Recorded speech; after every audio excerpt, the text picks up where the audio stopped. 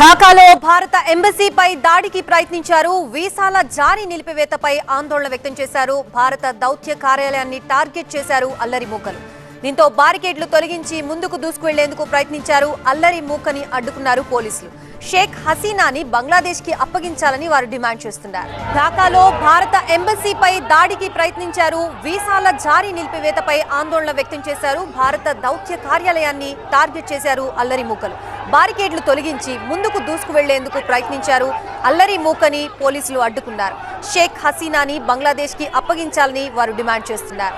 బంగ్లాదేశ్ లో భారత వ్యతిరేక కార్యకలాపాలపై కేంద్రం తీవ్ర ఆగ్రహం వ్యక్తం చేసింది. బంగ్లాదేశ్ హై కమిషనర్ హమీదుల్లాకి విదేశాంగ శాఖ సమన్లు జారీ చేసింది. ముఖ్యంగా ఈశాన్య రాష్ట్రాల్ని భారత్ నుంచి వేరు చేస్తామని బంగ్లాదేశ్ కి చెందిన కొందరు రాజకీయ నేతల వ్యాఖ్యలపై భారత్ నిరసన తెలిపింది.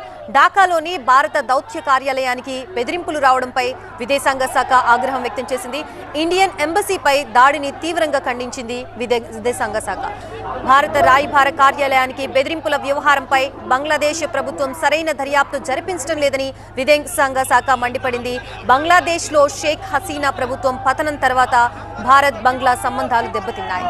అయితే భారత్ లో ఆశ్రయం తీసుకుంటున్న మాజీ ప్రధాని షేక్ హసీనాని భారత్ కి అప్పగించాలని ఆందోళనకారులు ప్రస్తుతం డిమాండ్ చేస్తున్నారు. మనం విజువల్స్ లో చూడొచ్చు. ఆందోళనకారుల నిరసనల్ని మనం చూడొచ్చు. వాళ్ళు బ్యారికేడ్లు కూడా పైకెక్కి నిరసన తెలుపుతున్న పరిస్థితి. ప్రస్తుతం షేక్ హసీనాని భారత్ కి అప్పగించాలంటూ ఆందోళనకారులు డిమాండ్ చేస్తున్నారు.